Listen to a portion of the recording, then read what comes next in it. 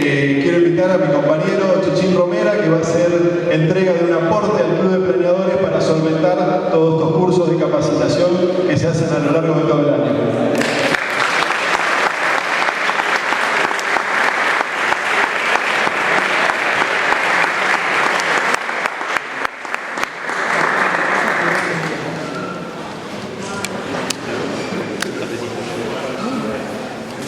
Muchas gracias y que comience la función. ¿Y ahora qué hago? Tanta presentación da miedo. Pensar que esto empezó en un bar con Damián Goldenway, campeón argentino de vuelo a vela. Y empezamos un poco en broma a juntar algunos elementos, porque, para serles sincero, yo soy piloto de planeador, pero empecé a volar a los 40 años. Así que no soy un gran piloto, simplemente me acerqué a la actividad como una cuestión lúdica y me empecé a encontrar con un mundo, como cada vez que alguien se mete en algo para divertirse, termina descubriendo que hay un montón de gente que trabaja hace muchos años y con mucho conocimiento y que es un mundo a descubrir. Ahí salió. Es para el Facebook. Yo me voy a asustar y me voy a ir. Pero en realidad, justamente lo que les voy a poder poner en palabras es la sensación de ansiedad que se siente, obviamente, ante una actividad nueva, como esta. Es la primera vez que yo estoy en este hangar dando una charla. No es la primera vez que doy esta charla, pero tengo que reconocer que cada vez que me toca dar esta charla, hay un nivel de tensión y de ansiedad que se siente en el cuerpo. Hoy vamos a analizar eso, justamente todas las reacciones fisiológicas que existen en el organismo a la hora de enfrentarnos a una situación nueva, a una situación generalmente de exposición. Primero yo les quiero dar como dato que cuando yo cursé en la Facultad de Psicología, la psicología deportiva ni siquiera era nombrada. No nos enterábamos que existía. Yo terminé en el año 98 en la Facultad de Psicología, la UNR. Una vez terminada la facultad, empiezo a desarrollar mi actividad como psicólogo clínico dentro del marco teórico de lo que es la psicología cognitiva. La psicología cognitiva tiene dos grandes especialidades o dos nichos en donde entra muy bien, que es la sexología, o sea, la clínica sexológica, y otro cuadro clínico que empezó a crecer mucho durante mitad de los 90 hacia hoy, que son los trastornos de ansiedad, que seguramente lo habrán sentido nombrar, porque son los ataques de pánico, las fobias, ¿sí? Ese tipo de cuadro clínico que deja paralizado a alguien ante una determinada situación. Antes de subirse a un avión, antes de rendir un examen o subiéndose a un colectivo, ¿sí? Depende, cada persona va a desarrollar esa situación de tensión que hace que quede paralizado. Y obviamente su calidad de vida entra en detrimento, y ahí es donde aparece la psiquiatría y la psicología trabajando para su recuperación. Cuando terminé la facultad, a modo de premio, una de las cosas que hice fue, ya que venía postergándome, ¿no? Porque cada vez que uno se dedica tanto tiempo a un estudio, hay un montón de cosas que deja de lado, ¿no? Actividades placenteras, actividades divertidas, y decidí buscar un hobby. Y el primer hobby que encontré, alrededor de los 30 años, fue empezar a tirar. Practicaba tiro deportivo. Durante el proceso de practicar tiro, como buen obsesivo que soy, me encuentro con que empezaba a avanzar y me fue muy bien en un torneo local, entonces quería pasar a un torneo nacional, y obviamente, como suele suceder, y creo que es algo bastante común en todo deportista que se empieza a destacar, a nivel local es muy bueno, ¿sí? Porque mi primer torneo local lo gané, Pero cuando uno pone el pie fuera de lo local y empieza a participar a nivel nacional, son otras las presiones y otras las tensiones que se sienten. Y ahí empecé a darme cuenta que lo que yo pensaba que era tan fácil, en realidad no lo era. Y empezaba a ser un poco más complicado. Tal es así que en mi primer torneo nacional sentí las principales sensaciones de ansiedad que alguien puede tener en una exposición. Y era tener una taquicardia tan fuerte que, si ustedes se imaginan un tirador con taquicardia, la mano hace así. Pero particularmente me pasó de recordar que justamente lo que tuve que hacer para controlar la taquicardia era exactamente lo mismo que yo le daba a mis pacientes con trastorno de ansiedad. Entonces empecé a ver con algunos de los tiradores que algunas de las estrategias que utilizaban para controlar su ansiedad tenían que ver justamente con lo que sería lo mismo que se usaba en la psicología clínica. Entonces empecé a armar un poco algunas charlas o algunos datos o conceptos de psicología clínica que se aplican a las patologías, pero aplicados a la competencia, al deporte. ¿Podrá apagarse el viento? ¿No? Bueno. Entonces, un poquito de paciencia, seguro en media hora ya calma. Cuando termine la charla, se calma. Entonces, para eso, ¿cómo ordenar algo que se da todo junto? Todo junto se da. Cuando uno compite, pone en juego un montón de situaciones. Vamos a ir de a poquito desglosándolas y vamos a ir entendiéndolas a cada una de ellas. Pero vamos a ilustrarlo con un ejemplo. Y yo les voy a poner un video de lo que fue la final olímpica de la... ¿Dónde está?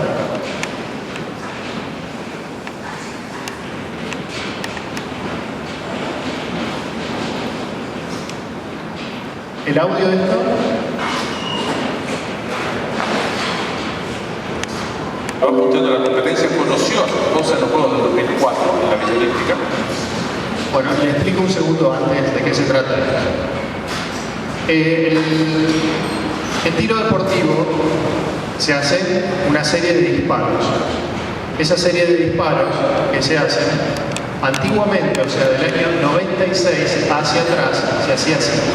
Todos disparaban en varias series, ¿no? O sea, los 50 primeros tiradores, los 50 segundos tiradores, y se hacía una lista de los mejores puntajes, el mejor ganaba. Lo cual daba por resultado un deporte sumamente aburrido, porque no era interesante ver el tiro, ¿sí? Porque se competía en facetas y después al final era una tabla, y ahí todos iban a la tabla y decían, mira, ganó tal o ganó tal otro. Los yanquis, que son muy pragmáticos y que son gente que le encanta vender, dijeron lo siguiente: nosotros vamos a televisar las competencias en Los Ángeles 86. Los Ángeles 86. La vamos a televisar, pero con una condición. Ustedes tienen que hacer que el tiro sea algo interesante, visible para ver. Entonces se armó lo que se llama la final olímpica, en donde los 8 mejores tiradores se juntan y hacen 10 tiros más, con una presión tan grande, porque van haciendo los tiros de a uno. O sea, hacen el primer disparo todos, después el segundo disparo todos. Lo que vamos a ver ahora es cómo viene Matt Damon, creo que se llama, viene ganando, y qué le pasa durante el proceso de la última serie. O sea, le falta un solo disparo y termina la competencia para la cual se ha preparado durante 4 años. Caterina Kurtova, que hoy es Caterina Emos, doble medallista aquí en los Juegos. Así están las cosas. Emos, Sukhorukov, Jan Shumitavec en cuarta posición. Va a venir la última, es muy atento.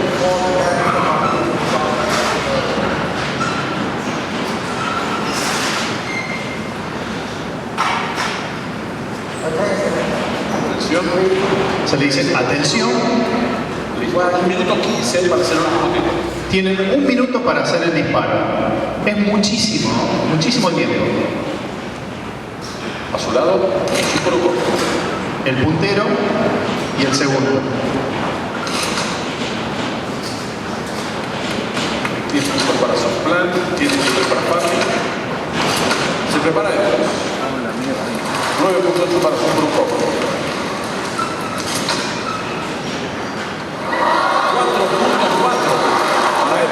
4.4. Es impensable en un tirador de elite ese puntaje. Estar bajo presión. El peor tiro, pero por infinito. O sea, no hay una comparación. Eso nos pasa a nosotros. ¿Quién ganó? Jian Qiu de China, que estaba fuera del podio hace un rato. Es increíble lo que acaba de suceder. Y el chino, claro, no puede festejar los otros tampoco, ¿no? Porque estaba número 4 no tenía. Pero lo que le pasó y salió primero. Es absolutamente inverosímil. El chino. Cuarto puesto, ni siquiera el podio. Esto es para que veamos que todo puede pasar. La alegría de Sukhorukov y de Raymond Devevich, que liga el podio al final. Pobres.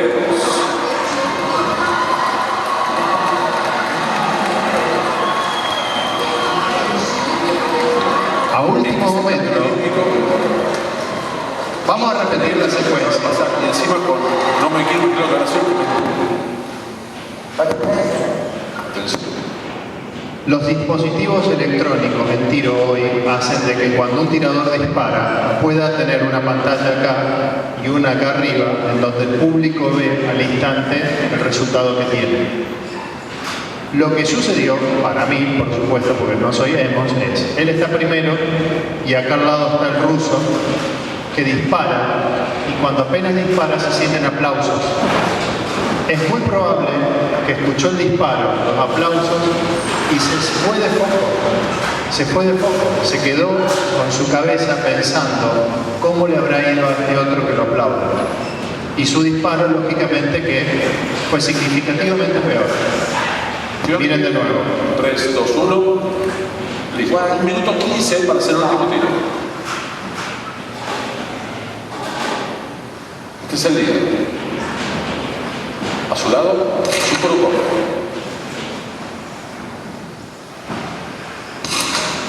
Él todavía se está concentrando. Ahí empieza a armar el tiro y este dispara. Se prepara ellos. 9.8 aplausos. 4. 4.4 Impresionante. Y esa es la mujer, esa es la esposa, con cara de ¿qué hiciste?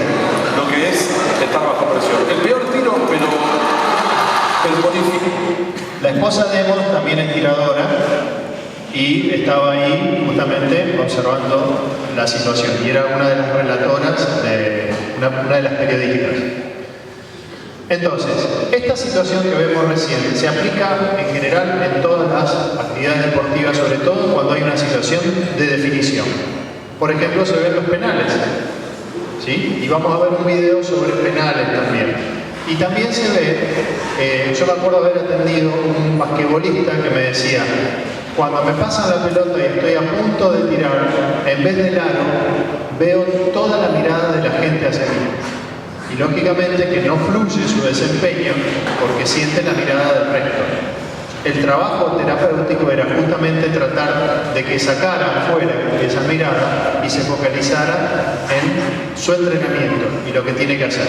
Pero a veces es muy difícil cuando aparece esto intrusivo y que le hace ruido a la persona y la saca de eje. Es lo que le pasó a este tirador. Entonces, vamos a ir desglosando de a poquito con conceptos cada una de estas cosas para poder ir entendiéndolas. Como bueno, este es un club de planeadores, el PowerPoint está ilustrado con planeadores, aunque lo que estamos viendo es aplicable a todo tipo de deporte. ¿Sí? Es más, hasta podemos pensarlo que se aplica en situaciones no solamente deportivas, como por ejemplo un artista que toca una guitarra ante un público, un actor que canta, un muchacho que quiere seducir a una chica o un alumno que quiere rendir un examen. en todas situaciones de exposición y que generalmente son excepcionales, es aplicable este modelo que estamos tratando de ver. Para poder entenderlo entonces tenemos que dividir cada una de estas acciones en estos 3 verbos. Nosotros hemos aprendido los 3 verbos fundamentales en la conjugación: amar, temer y partir.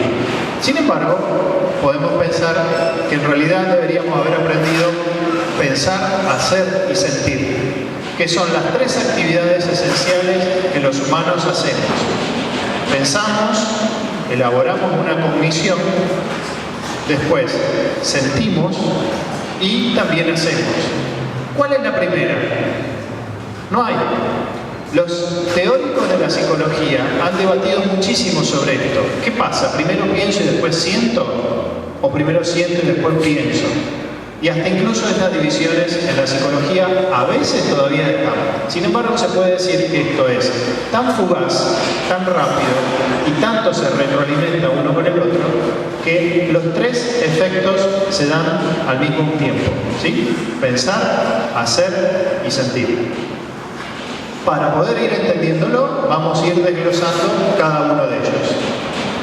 Cuando yo empecé esta charla, una de las cosas que hice fue pedirle a los pilotos de competición de mi club que me armaran una lista de los típicos pensamientos negativos que tenían cuando volaban. Y esto es un dato importante si a lo mejor alguno de ustedes practica otro deporte o conduce un grupo deportivo. Es hacer la lista de pensamientos negativos que uno tiene. ¿Con qué fin? Para tenerlos identificados previamente y para poderlos detectar previamente. Y ahora vamos a ver por qué. Este es uno de los aviones, hoy contaba una anécdota, para que ustedes se den una idea, para ilustrarlo. Este es uno de los planeadores que tenemos, que es el primer planeador que vuela un alumno solo. O sea, del biplaza pasa a este, se llama SK-18. Como característica tiene que es de madera. Entonces es muy típico que el piloto que ya lo voló le cuente a un alumno cómo es volarlo, ¿sí? Porque piensen eso, ahí no hay un instructor atrás que te toca el hombro y te dice, che, mira, dobla un poquito más de esta forma o no, baja la nariz o... Este muchacho, yo ya lo había volado algunas veces y viene otro muchacho que pregunta, che, ¿me podés decir cómo es el ASK? Sí, le digo, mirá, ten en cuenta esto, ten en cuenta esto otro, es muy liviano, se levanta rápido, aguantalo, porque el avión sale un poco más lento. Y una de las cosas que le digo es, y es de madera, entonces cuando doblas, cruje. Y no es muy divertido estar volando y sentir que las alas crujen. Entonces hay que avisarle previamente al piloto, mirá que las alas crujen. Y él me mira muy serio y lo mira adentro, y adentro tiene como el salpicado de las canoas, de la piragua. O sea, es una piragua con aire. Y me dice, ¿cómo haces para volar esto? Y yo me quedo helado y le digo, mira, lo importante es no pensar. Y me salió así, porque pareciera que uno tratara de inducir a cualquier persona que piense en lo que hace. Sin embargo, le dije, lo importante es no pensar. Y quizás lo que le quise decir es, hay que dejarse llevar por el entrenamiento, porque en definitiva no va a haber muchas diferencias con el planeador que viene volando desde hace meses con un instructor atrás. La única diferencia es que se está solo. Y como se está solo y el monstruo que uno se arma es más grande, ¿sí? Por eso yo creo que no debe ser lo mismo llegar a la cancha de Boca, jugar de local, con una tribuna que se cae y ver la hinchada de Boca que pisa la cancha, que jugar un picado a la vuelta de casa, ¿sí? O sea, la situación se da de tal forma que uno siente la carga extra. Por ejemplo, si de repente te presenta el secretario de Deporte de la ciudad, te manda un obsequio del intendente, te dice qué gusto tenerlo acá, esperábamos tanto que viniera, y uno piensa, ¿y qué hago acá? ¿Estoy en condiciones para hacer esto? ¿Sí? Son las presiones extras que se pueden tener ante una determinada situación. ¿Sí? Henry Ford tiene esta cita, que a mí me gusta mucho. Si piensas que no puedes, estás en lo cierto. Si piensas que puedes, estás en lo cierto. Con esta cita tan sencilla, Henry Ford nos recuerda que el que va a regular todo el accionar es lo que yo pienso de una determinada situación. Y los psicólogos que trabajamos en psicología cognitiva hacemos siempre hincapié en eso. El monstruo existe si uno arma el monstruo. ¿Sí? Desde un nene que lo pone debajo de su cama hasta un estudiante que lo pone en un determinado profesor y así, etcétera, etcétera. Pero si uno piensa que puede, lo va a poder hacer. Lo cual también nos da un poco en esta situación. Hay un equilibrio entre lo que sería el narcisismo de alguien, de yo puedo, y la humildad. Si tenemos a alguien que es demasiado humilde, a lo mejor no está a la altura. Y si tenemos a alguien que está demasiado inflado, tampoco. Tenemos que jugar un término medio para que no pueda esa autovisión contrarrestar su desempeño. ¿Se entiende? Porque si no entramos en un exceso de confianza. Y no sé, los que no son del gremio de la aeronáutica, les cuento un chiste que solemos decir los pilotos. ¿Cómo te das cuenta que alguien es piloto? No hace falta, él te lo va a decir. Y hay, en cierto aspecto, en los pilotos, una especie de pavoneo, ¿sí? Si un flaco está en un boliche, antes de decir que estudia, lo primero que va a decir, soy piloto. ¿Sí? Soy piloto, yo soy piloto de planeador en el club, si querés un día te llevo a dar una vuelta. Ese rol, ¿sí? En algún aspecto, nos posiciona en un juego de que sí, necesitamos a alguien con esa característica para subirse a un pedazo de madera unido con clavos y entelado. Pero por otro lado no tenemos que ser tan así, porque si no, el exceso de confianza nos genera un problema. Ya lo vamos a ir analizando en el resto de las placas a este modelo. Entonces, pensamientos negativos. Cada deporte tiene el suyo. Piensen en cada deporte que ustedes realicen. Cada deporte tiene el suyo. Por ejemplo, el planeador es cómo no viene la última térmica. ¿Sí? Vas volando, agarras una térmica, la térmica te sube. Pero si decidís seguirla de largo, a lo mejor estás muy bajo y decís, ¿cómo no volé la última térmica? ¿Cómo no la miré? Mirar es girar. O mi instructor de tiro me contaba que después de haber ganado el campeonato rosarino, se le hinchó el pecho y fue a tirar, y el primer torneo nacional que fue en San Nicolás. Dice que cuando él se puso en la pedana para tirar, tenía el hormigón muy cerca del blanco. Y durante todo el torneo, toda la tirada, se quedó pensando que si le pegaba el hormigón, esa bala rebotaba. Y lógicamente ese pensamiento negativo influyó muchísimo en su desempeño a la hora de realizar la tirada. Ahora, ¿qué es lo que se busca en un deportista? Lo que más tenemos que tratar es de que él no entre en esta secuencia de pensamientos negativos. No voy a poder, no me va a salir, se me va a reír. ¿Estaré preparada para esta charla? Tanta gente, me dijeron que se anotaron como 60. Uy, pero de otros deportes también. No son pensamientos que yo no he tenido en este rato. Sin embargo, lo que trato es de dejarme llevar por el entrenamiento de haber dado ya otras charlas. Porque si me abataco con esos pensamientos, yo me quedo acá temblando y me voy todo colorado, me subo al auto y me vuelvo. ¿Sí? Otros ejemplos. Este planeador no es bueno. Los que conocen verán que es un PW, espero que no le saquen mano porque a mí me gusta mucho. Soy un boludo. El autoinsulto es típico en los procesos de, de pensamientos negativos, descalificarse a sí mismo. Soy muy boludo. Qué boludo, partí temprano, ya es tarde, no me va a dar el día. Todas estas son las secuencias de pensamientos que en un piloto de planeador que compite pueden aparecer. Cuando di la charla en el Club de Rivadavia, me escuchó un grupo de gente y tuve la oportunidad de tener lo que sería un feedback 4 meses después con un señor que me dijo que estaba volando y mientras volaba empezó a renegar, o sea, le costaba mirar la térmica, le costaba, y dice que empezó a pensar, ¿qué estoy haciendo acá? Podría estar con mi familia de vacaciones, me tomé estos días para venir acá en vez de dar una vuelta con ellos. Pucha, ellos estarán en casa y yo acá perdiendo tiempo, ¿cómo puede ser? Dice que ahí se acordó de esto y pudo cortar la secuencia y focalizarse nuevamente en el accionar.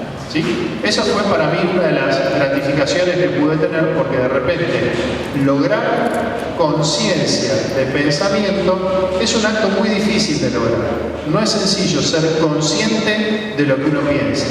Y ahora vamos a ver por qué. Hay un autor en psicología cognitiva, Eysenck, que después de indagar en el modo en que los humanos pensamos, argumentó de que existen 2 tipos de pensamientos. O sea, pensamos de 2 formas. Y esos pensamientos tienen esta característica. Los primeros son los pensamientos automáticos, que aparecen como un flash. Tienen como característica que no requieren energía. O sea que uno hace esto y aparece. ¿Sí? Inmediatamente. Uno se cuelga mirando la ventana y el pensamiento aparece. Son difíciles de modificar a nivel de su contenido. O sea, el contenido del pensamiento es difícil de modificarse. ¿Sí? Emergen a un nivel próximo a la conciencia. Y obviamente, como dijimos, son rápidos. Entonces, rápidos, automáticos, no requieren energía y emergen a un nivel próximo a la conciencia. Y el segundo tipo de pensamiento es el pensamiento del tipo controlado, que son lentos, que requieren energía y atención, son fáciles de modificar a su contenido y resultan en el descentramiento de sí mismo. Por ejemplo, en la clínica, una persona con fobia o con ataque de pánico dice: me siento mal, me voy a caer, si me caigo acá nadie me va a ayudar, si nadie me ayuda y encima no tengo la billetera con mis datos, entonces nadie le va a poder avisar a mi familia y voy a estar seguramente en el hospital sin saber quién me puede ayudar, y en la morgue van a encontrar mi cuerpo después de 2 o 3 días, porque... Y cuando quiere acordar, no puede manejar toda esa secuenciación porque es rápida, es veloz, ¿sí? Y si de repente con el entrenamiento logra detectar y detenerlo, lo que va a hacer es, fíjense lo que dice, descentrarse de sí mismo. O sea, se deja de observar a sí mismo y empieza a mirar un poco más el entorno. Se sale de sí y bueno, a ver, ¿dónde estoy? Basta de pensar boludeces. Lo que no podemos evitar, o por lo menos es muy difícil, es que estos pensamientos aparezcan. Pero lo que sí podemos evitar es que estos pensamientos continúen con su rublo. Entonces, lo que podemos entenderlo es así. El primer tipo de pensamiento se llama cognición. Yo pienso. Automáticamente, a veces negativamente, y si me empiezo a dar manija, y me enojo, y me enrosco, y siento la tensión en el cuerpo, pero si yo estoy entrenado, me doy cuenta de que eso es un pensamiento negativo y hago metacognición, o sea, hago más allá de la cognición y veo qué es lo que estoy pensando. Al ver lo que estoy pensando, puedo poner un límite. Y decir, bueno, basta de pensar esto. Y me descentro de mí mismo. ¿Se entiende? Esos son los ejemplos en torno a lo que es la parte del pensar. Recuerden para esto, tareas o actividades. Lo ideal para un entrenador es que la persona a cual está entrenando o el mismo deportista tenga preestablecido la secuencia de pensamientos negativos para que cuando aparezcan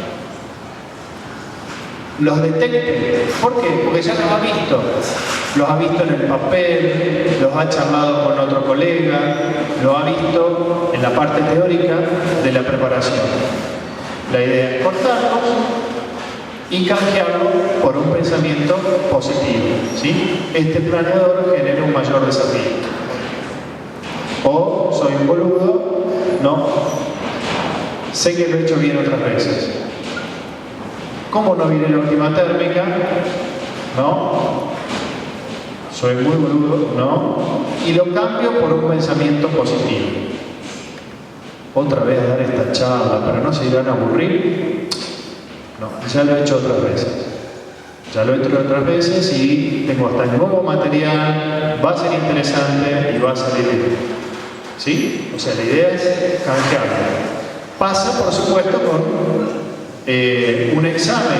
Cuando un alumno está a punto de ir a rendir, en la parte previa, en esos pasillos de la facultad donde hace calor, por cábala uno lleva todos los apuntes, una mochila enorme con todos los apuntes, no sé para qué, porque no los va a leer. Y empieza a ver que uno sale llorando y todos los rodeos le dicen, ¿qué te preguntó? ¿Quién te tomó? Me tomó tal, y justo ese sale y todos se miran a ver a quién llama. Bueno, en todo ese momento es también uno de los momentos en donde aparecen, o suelen aparecer, las secuencias de pensamientos negativos. Y si esas secuencias son muy altas, empiezan a afectar la parte física y me empiezo a sentir mal. Y empiezo a reaccionar físicamente o fisiológicamente a lo que sería un estado de alerta. ¿Estamos? ¿Dudas? ¿Preguntas?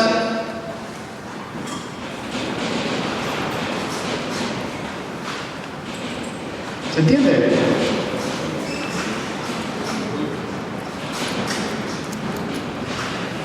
En mi primer torneo de tiro nacional, yo levanto el brazo y lo primero que siento es el corazón latiendo a mí. Yo no me di cuenta en ese momento, pero sí detecté esto, la frase en mi cabeza: qué boludo no voy a poder tirar. Cuando detecté qué boludo no voy a poder tirar, me di cuenta enseguida que era un pensamiento negativo. Entonces, empecé una estrategia que hoy la vamos a ver. Yo bajé el arma y empecé a relajar el cuerpo. Inmediatamente los latidos empezaron a disminuir. ¿Sí? Eso es uno de los ejemplos. ¿Y por qué lo traigo al tiro? Lo traigo al tiro por este personaje, campeón mundial, campeón olímpico, ya fallecido, Alexei Gustin. Ese señor de ahí. Hay una anécdota muy interesante de este hombre, que después de haber batido el récord mundial, estaba tirando en su club, tranquilo, con un amigo, y se le aparecen dos jóvenes tiradores que tenían que ir a un torneo regional, un torneo mucho más chiquito. Viene un tirador, uno de los jóvenes le dice: disculpe, dice, señor, ¿verdad? Alexei, usted toma la pistola fuerte, ¿no es cierto? Claro, ya me parecía. Y se va. Al rato aparece el otro tirador y le dice: disculpe, don Alexei, usted tiene la pistola más bien floja en la mano, ¿no? Claro, ya me parecía. Y se fue. Entonces el amigo lo mira y le dice: Alexei, ¿qué hiciste? ¿Estás mintiendo a alguno de los dos? No, pero le acabas de decir cosas distintas. Sí, pero está mal. No. ¿Por qué no? El torneo es en 2 semanas. No vinieron a preguntar algo, vinieron a corroborar una idea. Si yo les llegaba a decir lo opuesto, esos dos chicos tienen 2 semanas para entrenar y van a entrenar con la cabeza en otro lado. Yo tengo que favorecer sus pensamientos positivos. Entonces le digo que lo que están haciendo está bien. Sobre todo en algo que faltaban 2 semanas para el torneo. Si a lo mejor faltara un año, se le plantea otra cosa. Pero faltando tan poco, si le cambias de forma o de estrategia de afrontar una determinada situación, a lo mejor no sirve tanto como si lo si lo estimularas a que siga haciéndolo como lo viene haciendo. ¿Se entiende? Esa es la anécdota de este tirador ya fallecido y campeón olímpico y campeón mundial.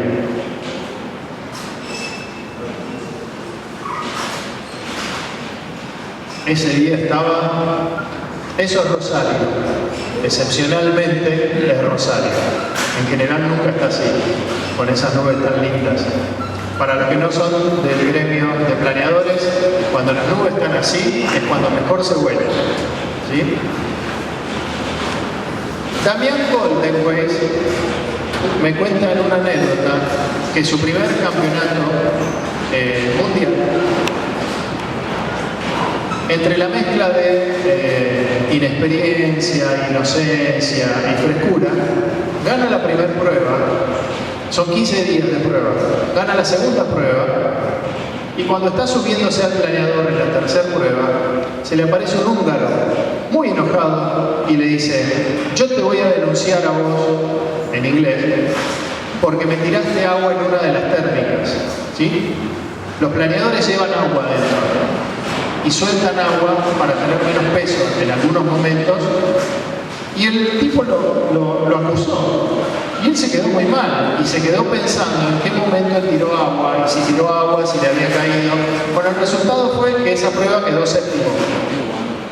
Entonces, si lo podemos ver, lo que hizo el húngaro, en forma sucia o no, sin querer, es ponerle el nidito de la duda.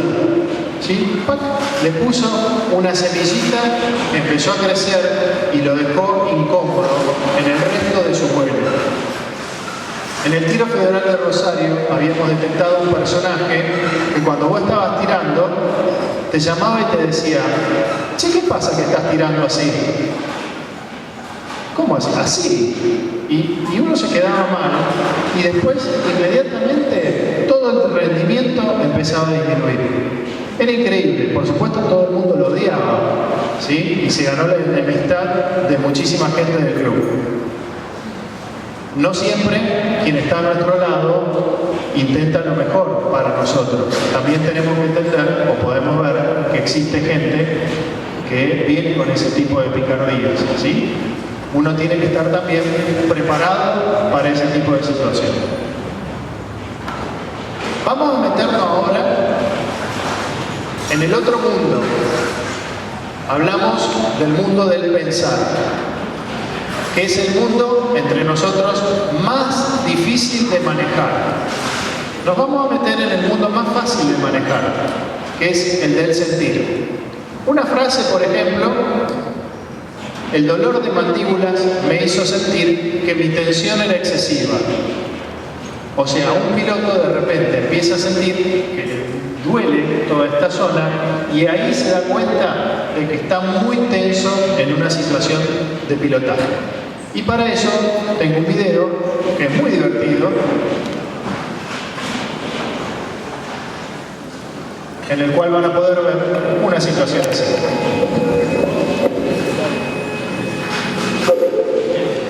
Yo pongo este video y digo: es que yo soy piloto. Situación: primer vuelo en un planeador experimental. Este planeador fue fabricado en Rosario y se llama Nahuel. Y tiene un misteriómetro. El misteriómetro es que solamente lo vuelan los pilotos, porque es experimental. Entonces uno de alumnos lo ve ahí como... ahí está el Nahuel. Ahí yo será piloto, primer vuelo en mi Nahuel, y coincide con el primer vuelo con un remolcador que se llama Pauling, que es mucho más potente que el otro avión que tenemos, en donde se levanta muy rápido. Ahora van a ver la cara de este tipo tan canchero que se compró la GoPro, que la puso ahí para filmarse, cuando empieza a volar un planeador que nunca voló antes y con un remolcador que nunca antes lo había levantado. Yo soy piloto.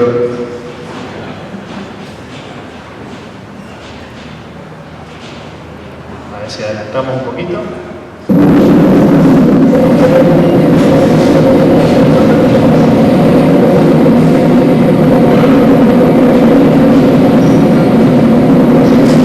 Hasta ahí todo bien.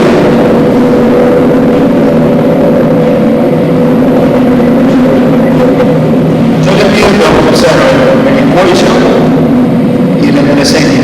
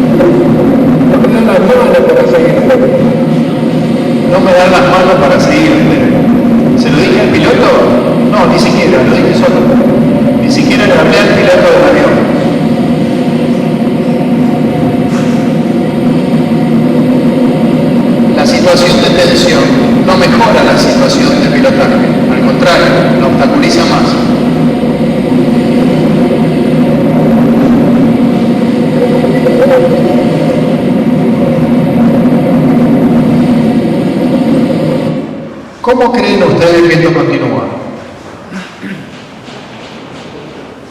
Una vez que se llega a los 600 metros, se corta la soga y yo vuelo. ¿Y bajo todo duro o me voy relajando?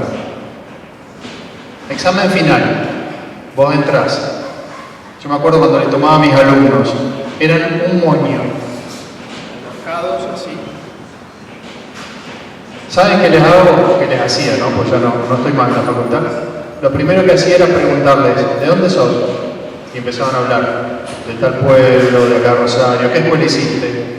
Y en la medida que le dabas charla, vos notabas esto, que se iban aflojando y tomaban a su color habitual.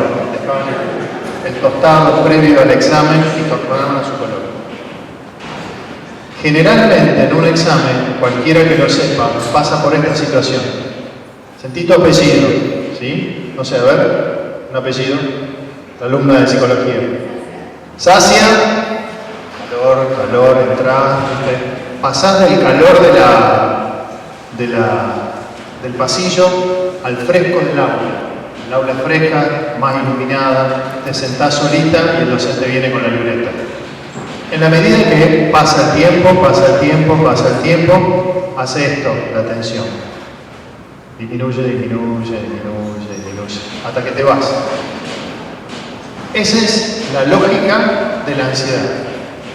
La sensación de ansiedad tiene una curva que sube y baja. ¿Sí? Sube y baja. Generalmente es así. Si yo llevo esta grabación sobre el final, ya me pueden notar un poco más relajado el cuello. Yo no tengo cuello por lo menos ahí, ¿sí? Pero en un principio la tensión era tan grande que levantaba los hombros, fruncía el ceño y obviamente que dificultaba la actividad que yo tenía que hacer. Podemos verlo en otro ejemplo, para no circunscribirlo solamente a cuestiones de aviación. Vamos a verlo con esto. Minuto 57 de partido. Con el marcador en contra, el boquerón Esteban decide introducir un revulsivo. Kiko Femenía, joven perla de la cantera herculana y que difícilmente olvidará el día que debutó en Primera División. En el primer balón que tocó estuvo desacertado. 19 años. En el segundo. Y en el tercero.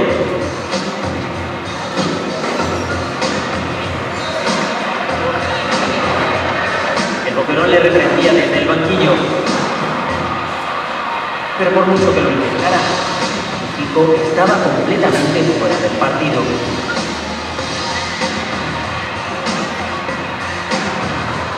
Miren el señor enojado. Esteban descubriría al fin qué es lo que estaba sucediendo.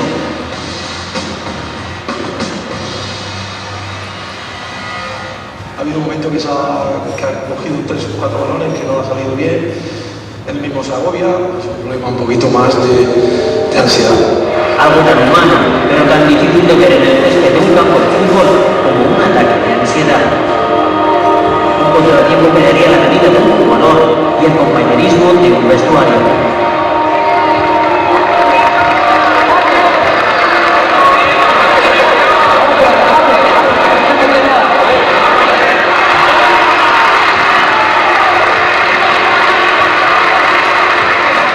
Fíjense qué detalle tan sutil pero importante.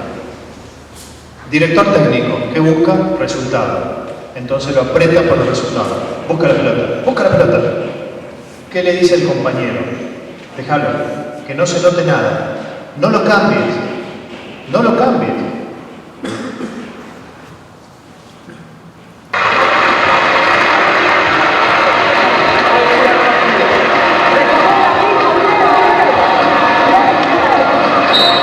Solo llevaban un cuarto de hora en el césped, pero le habían abandonado totalmente las fuerzas. E incluso empezaba a faltarle el aire.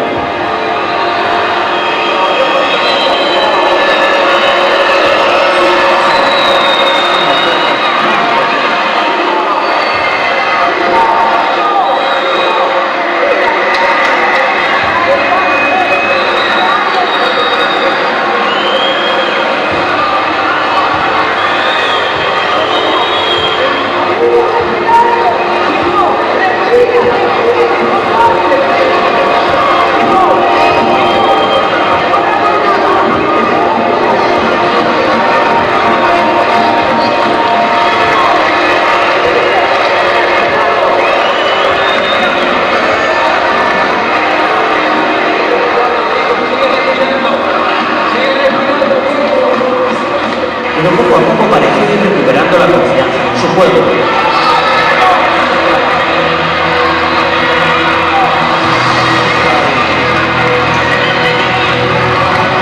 Desde la grada también quisieron reconocer el esfuerzo de este canterano, auténtico oído derecho de la afición herculana.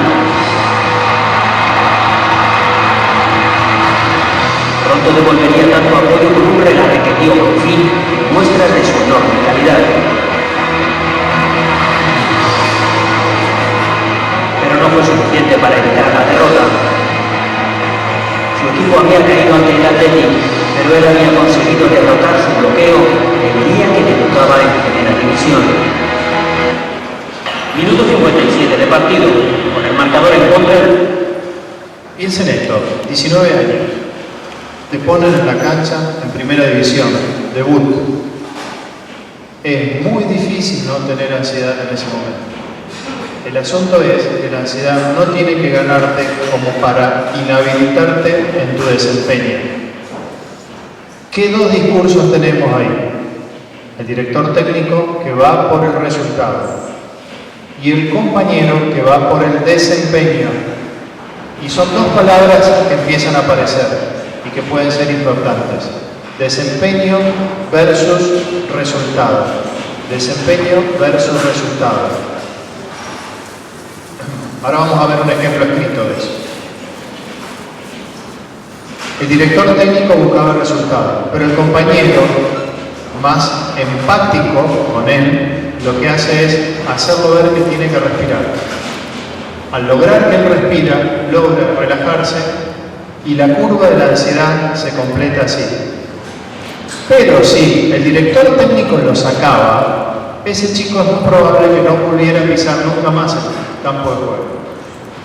Si yo cortaba a los 300 metros con el Nahuel para aterrizar, es muy probable que no me hubiese subido nunca más al Nahuel. Entonces, cuando hay una situación de ansiedad, lo más importante a realizar es afrontarla. ¿Sí? Porque en general, cuando yo afronto la ansiedad, en la medida que pasan las secuencias de afrontamiento, mi ansiedad es cada vez menor. Ojalá esto sirviera para los exámenes, pero no sirve. ¿Por qué? Porque cada examen es distinto. Entonces es un desafío nuevo también. Si bien uno se pone un poco más canchero, no deja de ser siempre un desafío nuevo, cada examen. Generalmente funciona más cuando hablamos de algo que se repite. Ahora, volviendo al PowerPoint. Yo debo confesarles que esperaba mucho de mi curso de piloto y lo esperé con mucho anhelo y junté la plata y fui, me hice el psicofísico y me preparé para volar. Pero les tengo que reconocer que en mi primer vuelo bajé y dije, esto no es para mí, esto no es para mí, no me gustó, no, me sentí mal, porque todos estamos acostumbrados a esto, en el movimiento del auto, del colectivo, pero este es muy distinto, no lo tenemos tan incorporado. Yo me bajé pensando que no iba a poder volar. Y un instructor me dijo, no, vení, dale, ponete las pilas, subite de nuevo, volá conmigo. Fue mucho más cuidadoso y yo pude disfrutarlo un poco mejor. Entonces, la tensión era muy común entre alumnos nuevos en sus primeros vuelos. Era un fenómeno bastante común. Y no solamente en el momento de los primeros vuelos, sino también en el momento del examen. El examen, por ejemplo, en este momento, hoy, ahora acá en este club, están rindiendo un grupo de alumnos para ser pilotos de planeador. ¿Cómo es el examen? Se sube un instructor detrás, que es un vedor que viene de Buenos Aires, y verifica que vos estés volando bien. Yo les voy a mostrar una foto de la tensión de un alumno antes de rendir. ¿Cómo nos damos cuenta de la tensión? Por un detalle.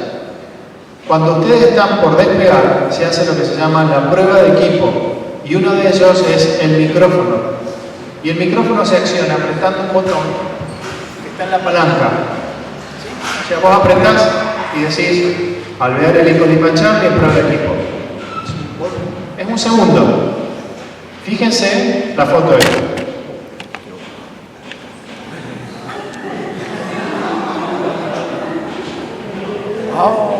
Cualquiera que ve esa foto puede intuir inmediatamente que ese alumno, como le dice el gremio, hizo jugo de palanca, apretó muchísimo, porque obviamente si está rindiendo un examen, vino el vedor de Buenos Aires, ya rindió el examen teórico escrito y ahora está a punto de hacer su examen ante una figura tan importante como Cintora, que está acá. Obviamente que el muchacho va a tener tensión. ¿Cómo manifestó su tensión? De esta forma, apretando el botón de tal modo que le quedó marcado en el dedo. ¿Sí? Cualquiera se da cuenta de que esta persona está en un nivel de tensión alto, porque el botón es blandito, ¿no? Así se rompen después también.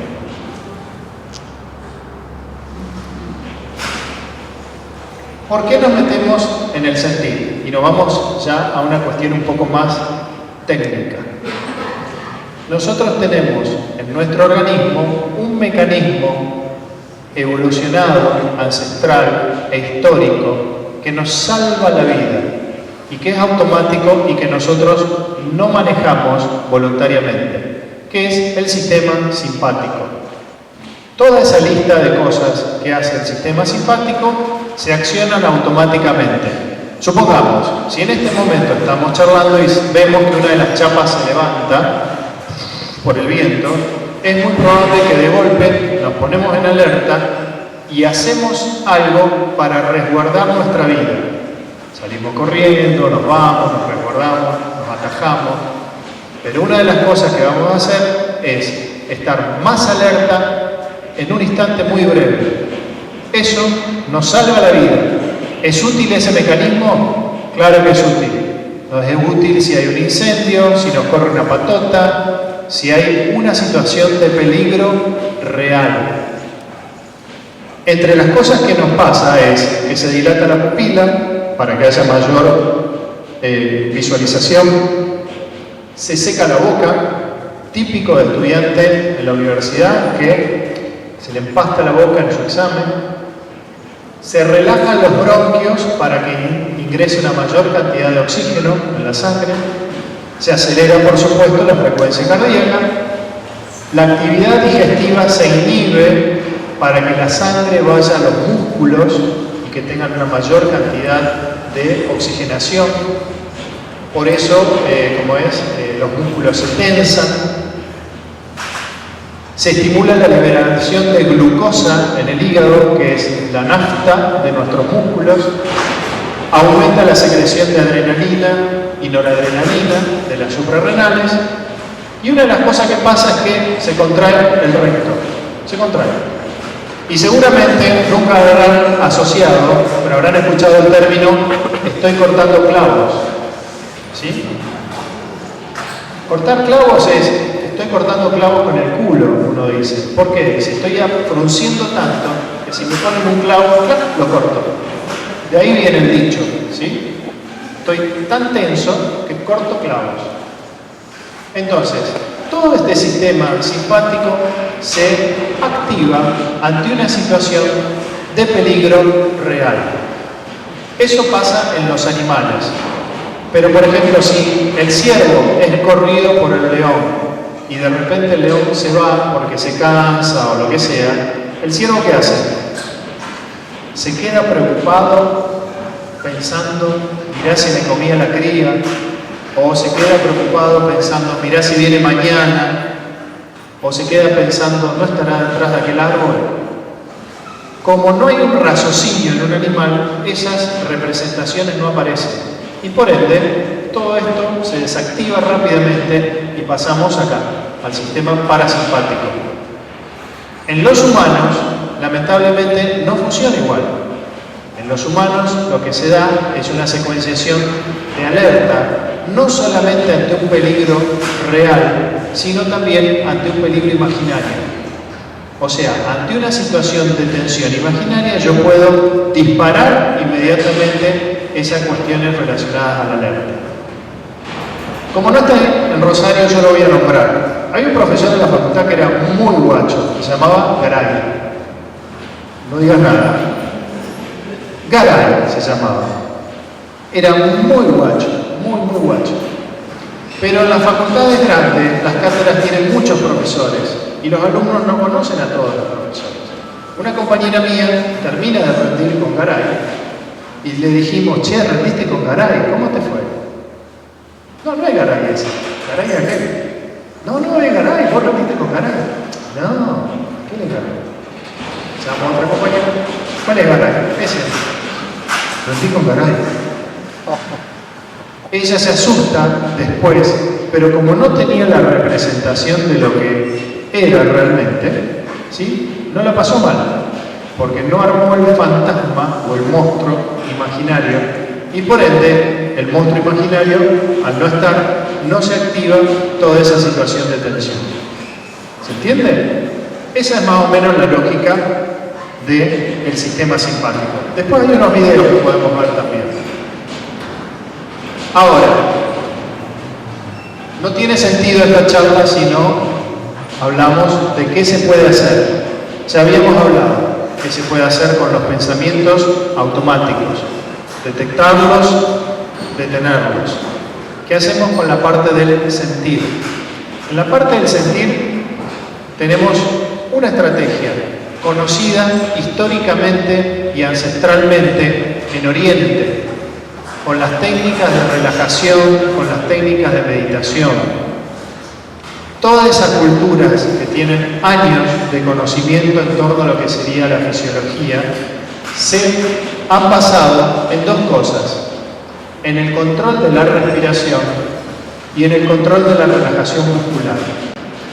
Si nosotros podemos hacer ejercicios de entrenamiento para aprender a aflojar el cuerpo y a respirar lento y pausado, tenemos una gran ventaja para poder desactivar nuestro dispositivo de alerta. Para ello existen técnicas. De hecho, los pacientes con trastornos de ansiedad, con ataques de pánico, se les da este ejercicio que se llama ejercicio de relajación de Jacobson, que es un audio. ¿Cómo se consigue? Bueno, ahora se los voy a vender, el audio de Jacobson. Me mandan un mail y yo se los mando.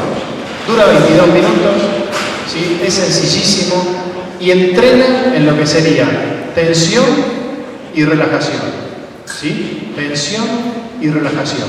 Cualquier método asociado a yoga, a ejercicio de Jacobson, entrenamiento autógeno también, sirve para el control del automatismo de la atención.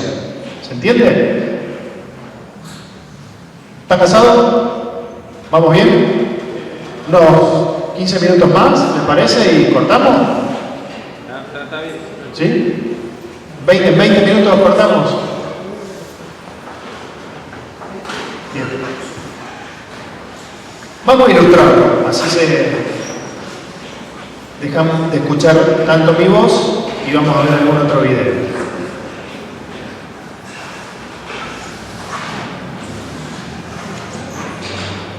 Este video lo encontré hace muy poquito, dura 8 minutos y es muy gracioso porque tiene la voz del locutor de Disney. Cuando éramos chicos veíamos Disney, el Pato Donald y todo eso. Es la misma voz. Y el video es viejo, pero tiene una significativa actualidad lo que va a decir, porque no solamente se puede aplicar a cuestiones de estrés de la competición, sino al estrés de la vida cotidiana. ¿Lo vemos? Comprendiendo miedos y tensiones. El concepto moderno de la salud bien balanceada puede representarse como un triángulo equilátero compuesto por un lado físico, un lado mental y un lado social, cada uno de igual importancia. Este es un concepto bien fundamentado y los que viven de acuerdo con él, manteniendo un balance en los tres lados, gozan de buena salud. Vamos pronto, corre ya, vamos más velocidad. Concentración en día empieza, no se queden en la meta, pronto habrá que luchar, mucho miedo y tensión, hay que adoptar. Un nivel social repita mayor autocada, que temor va a aumentar cuando empiecen a llegar los padres. Y no te calmarán, pues las muchas deudas volverán, te causarán. Toma café, dejas a fumar y aún medio puesto sales a trabajar. Condición de la potencia, a vencer la competencia, tú serás el mejor, tu negocio el mayor, ya no debes descansar. Y más arriba hay que trepar, más dentro que acumular, para alcanzar plenitud. Desafortunadamente, cualquier cosa que afecte el lado mental de la salud puede afectar los otros lados y eventualmente todo el triángulo. Para comprender mejor cómo puede suceder esto, veamos primero los problemas de los animales. El hombre, después de todo, es también un animal. Todos los animales encuentran tensiones de varias clases como parte normal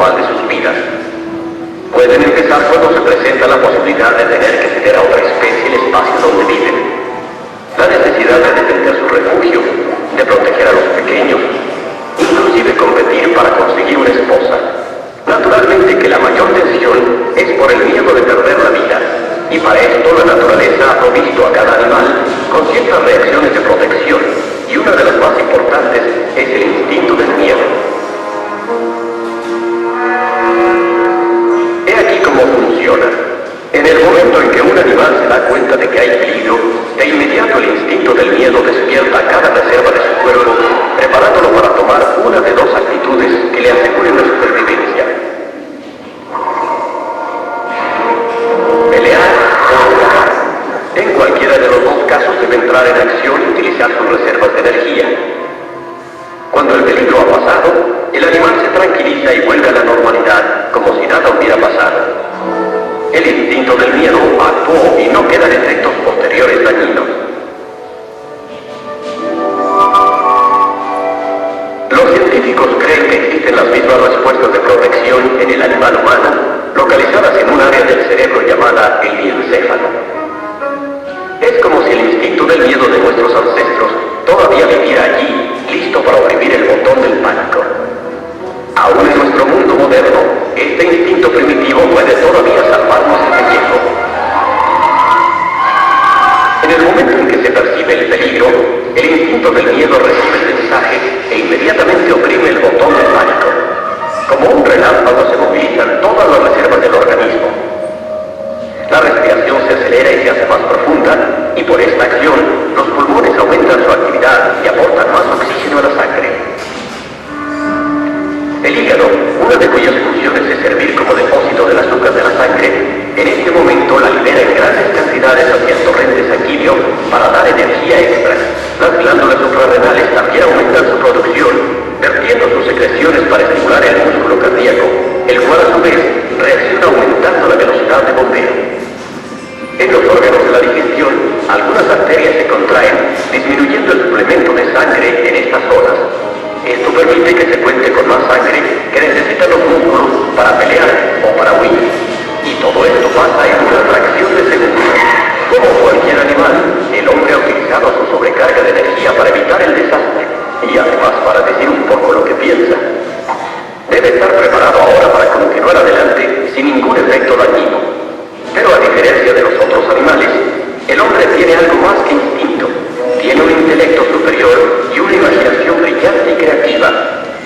Desafortunadamente, esta imaginación puede crear peligros irreales y desencadenar tensiones y miedos innecesarios. Tomemos el caso de un estudiante bien preparado bajo la presión de los exámenes. Listo. ¿Y si contesté mal? Ay, no me aprobarán. Adiós, bachillerato. No triunfaré en la vida. Voy a ser un fracasado. Ni siquiera podré comprar un auto. Esta amenaza imaginaria de inmediato despierta el instinto del miedo, igual que si el peligro fuera real. En este caso el peligro no solo fue imaginario, sino también pasajero, y la tensión se alivió. Pero veamos qué pasa si el miedo despertado por peligros imaginarios continúa por periodos prolongados. Buenos días, jefe. Su jefe simplemente estaba preocupado en ese momento. Algo sucede. Está molesto conmigo. Tal vez quiera despedirme. Volvemos a empezar y nuestro hombre está listo para pelear o correr. No tengo por qué soportar eso. Le daré su merecido. ¿Estoy loco? Él es mi jefe. Me echará a la calle. Eso no lo podrá hacer. Antes renuncio. Esa es otra locura. ¿De qué voy a vivir? Tengo una familia que mantener y gastos y... Ni pelear ni correr tiene sentido en esta situación, así que debe tragarse su orgullo junto con todos los preparados bioquímicos no utilizados que fabricó. Así que nuestro hombre literalmente se cocina en sus propios jugos. Si esta situación de tensión mental, basada en el temor generado adentro de uno mismo, se mantiene durante el tiempo del descanso, puede dar resultados muy desfavorables. Puede destruir el reposo, interrumpir los procesos normales de regeneración del organismo y, aún peor, puede desencadenar la pesadilla de las enfermedades psicosomáticas, lo que significa enfermedades inducidas en el cuerpo por la mente. Si las arterias del estómago permanecen contraídas a causa del permanente estado de alarma, la capa más interior de la pared del estómago carecerá de oxígeno. Las células se desintegran, dejando la segunda capa sin protección, y entonces el ácido contenido en el estómago puede actuar sobre esa segunda capa. Literalmente, se abre paso a fuego y el resultado es una úlcera péptica. En otras áreas hay también problemas cuando el hígado, espoleado por el peligro continuo imaginario, mantiene el aporte de más y más azúcar hacia el torrente sanguíneo. Normalmente, un órgano llamado el páncreas produce una sustancia llamada insulina que mantiene el balance del nivel de azúcar en la sangre. Sin embargo, después de un periodo largo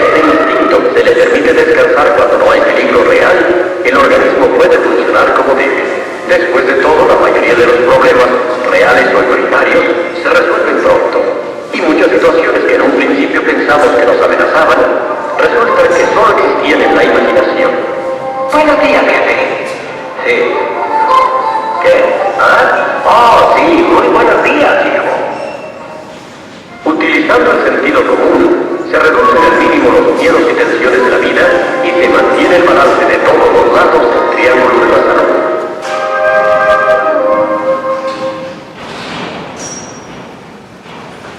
Lo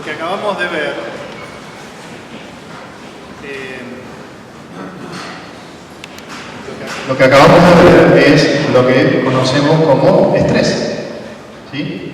Cuando de repente exponemos a una permanente descarga de alerta a nuestro organismo, sobre todo con cuestiones imaginarias, tiene sus consecuencias físicas. Hoy por hoy está un poco de moda llamarlo de otra forma, que es proceso psico-neuro-endocrino-inmunológico, ¿sí? Ahora se le dice un poco así, más que de estrés. Sin embargo, lo que vimos recién es un fenómeno del estrés. Esto es aplicable a todos los espacios y de hecho el estrés de la competición justamente tiene a veces consecuencias de este estilo. Sin embargo, si avanzamos un poco más y nos ponemos en el último mundo, que es en el mundo del hacer, podemos encontrar esta frase que un poco responde a lo que me pasó a mí cuando volé mis primeras veces. En el primer vuelo me asusté bastante, en el segundo un poco menos, el tercero lo pude disfrutar.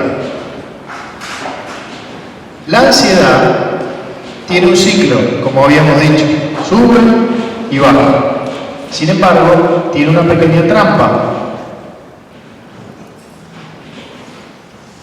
En la medida que yo repito una determinada acción, mi nivel de ansiedad va disminuyendo.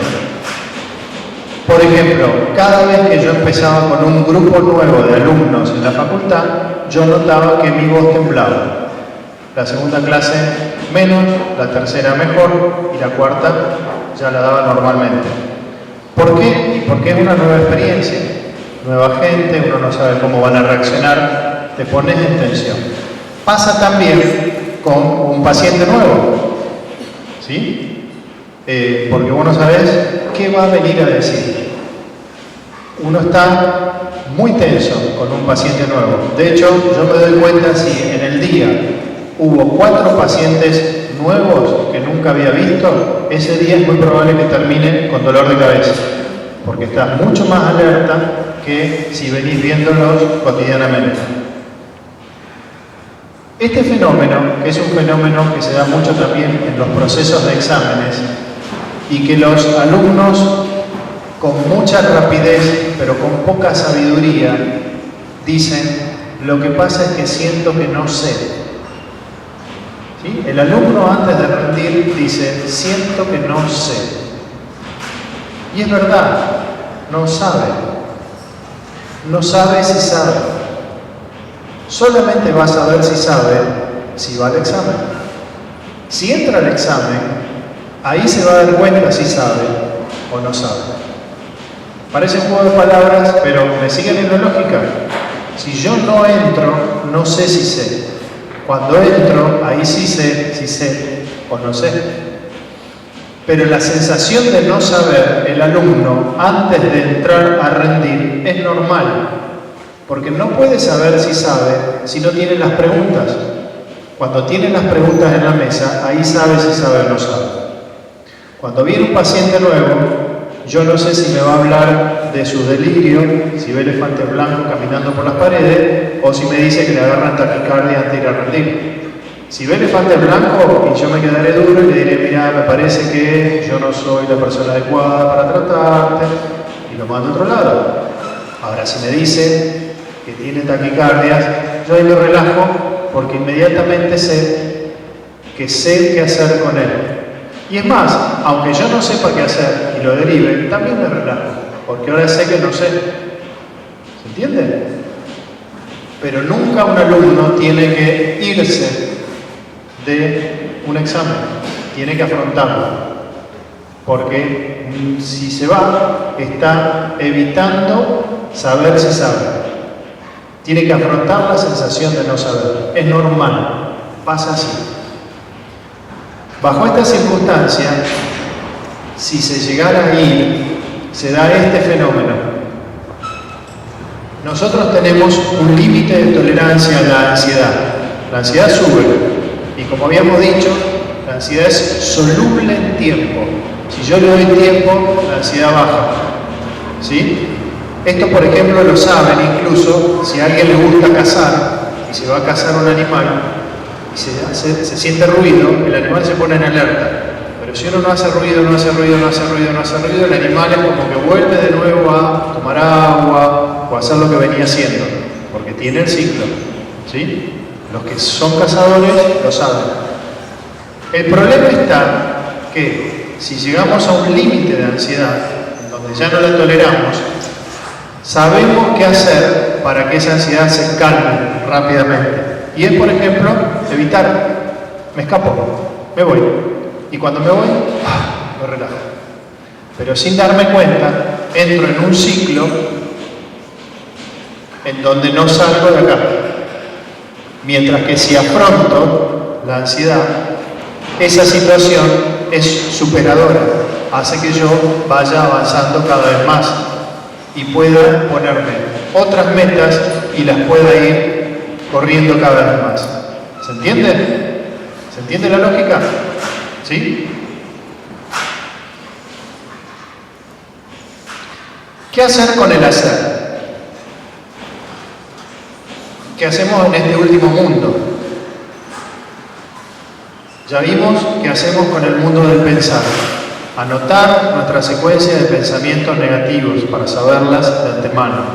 ¿Qué hacemos con el sentir? Controlar la relajación muscular, controlar la respiración.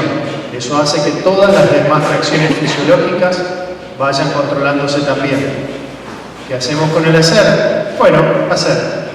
O mejor dicho, afrontar. ¿Cómo afrontamos?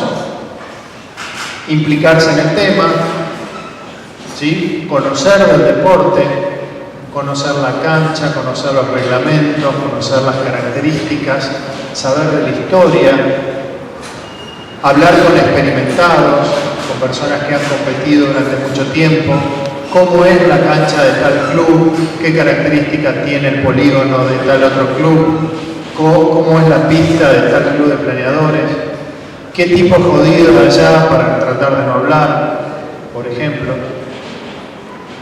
En el gremio nuestro, aeronáutico, también le decimos hacer cabina, que es sentarse a mirar los instrumentos, para familiarizarse con los instrumentos. Eso se puede hacer de esa forma o se puede hacer también desde la visualización, o sea, imaginarse una determinada situación, cerrar los ojos y visualizar. Vamos a ver después un video que explica mucho más claramente lo que es la visualización.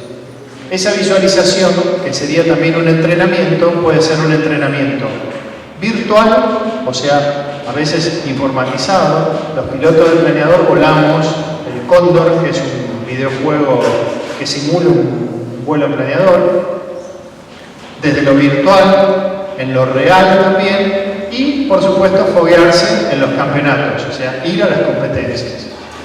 Y creo que ahora viene una foto que a mí me resultó muy graciosa como se fue dando la secuencia. ¿Lo conocen? ¿Quién es? ¿Quién? Ahí está. De pura casualidad, yo buscaba una foto de alguien haciendo ejercicios de visualización.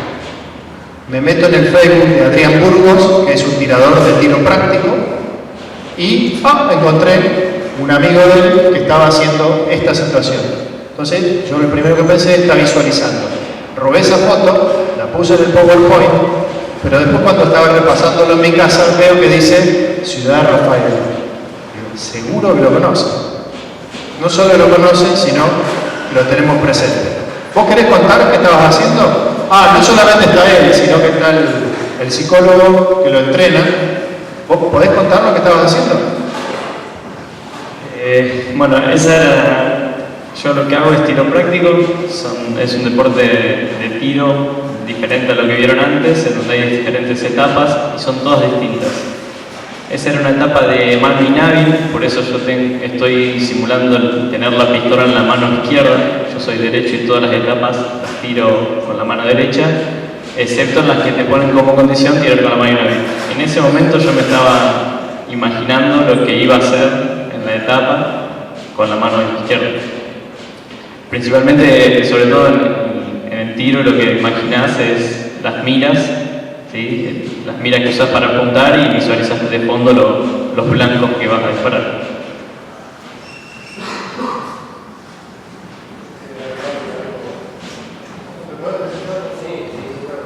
Mi nombre es Marcelo Galeano. Yo trabajo mucho en psicología del deporte, muchísimo. Con mi hermana hace 3 años estamos trabajando.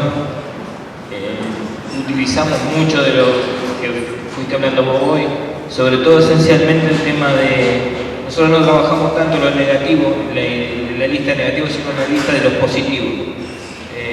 Inclusive es etapa por etapa que la va haciendo él en el celular o manualmente.